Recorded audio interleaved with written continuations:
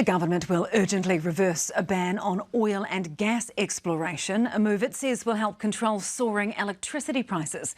It will also undertake a review of the electricity market. Senior political correspondent Jenna Lynch has more. The pointy end of the power pinch through Opehu's Winstone pulp and timber mills halted production earlier this month, hundreds of jobs on the line, citing high electricity prices. What you're seeing industrial organisations, actually going to the wall, and that is incredibly worrying. So, there's no doubt about it. We have an energy security crisis. A crisis that required government intervention to avoid blackouts. A country like New Zealand, with abundant natural resources, shouldn't be in this position. The immediate levers to pull down the price have pretty much all been pulled. Rationing from major users Methanex and Tiwai Smelter, allowing power companies to draw on contingent water sources. The next steps lie in building a more secure network with imported gas. We need gas. There's no doubt about it. And if we can't find it domestically, indigenously, we will import it.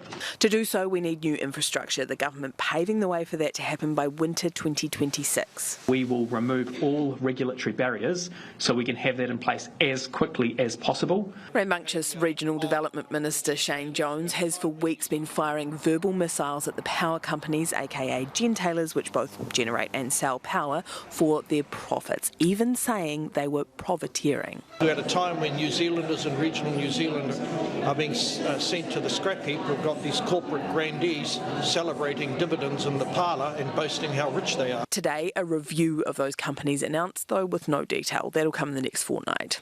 We have an energy shortage and we have some of the highest prices in the world, and I think New Zealanders expect the government to make sure that the regulations are keeping pace. Also on the firing line, Labour's oil and gas exploration ban.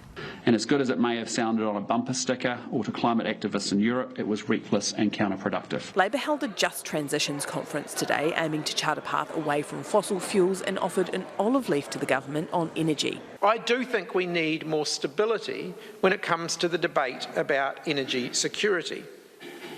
We're particularly interested in working with the current government, if they are willing to work with us, in shared approaches to things like storage and dry year solutions. It came with a but. But we do have some bottom lines. Restarting oil and gas exploration will take us backwards as a country. That's not something that we would agree to.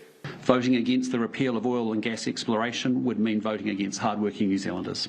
Voting against fast-track legislation would mean voting against hard-working New Zealanders, because it is ultimately them that actually, particularly those on lower incomes, who bear the brunt of energy insecurity driving higher electricity prices. I don't want my kids, my grandkids and great-grandkids to find that the legacy that we leave them is one of a planet that we can no longer live on. A vote for the repeal of its gas ban sounding unlikely from Labour. Well, Jenna joins us now. Kia ora, Jenna. Are any of these measures announced today going to have an immediate effect on energy prices?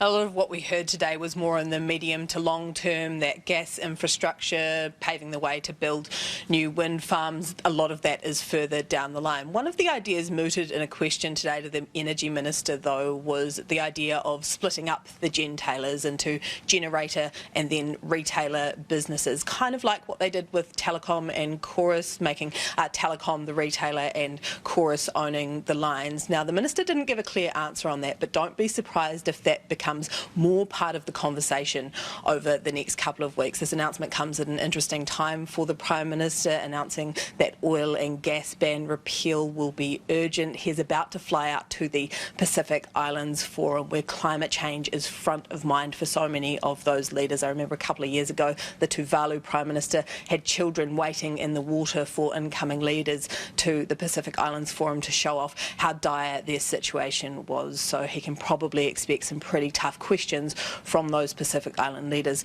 when he lands in Tonga. Indeed, Jenna, thanks so much.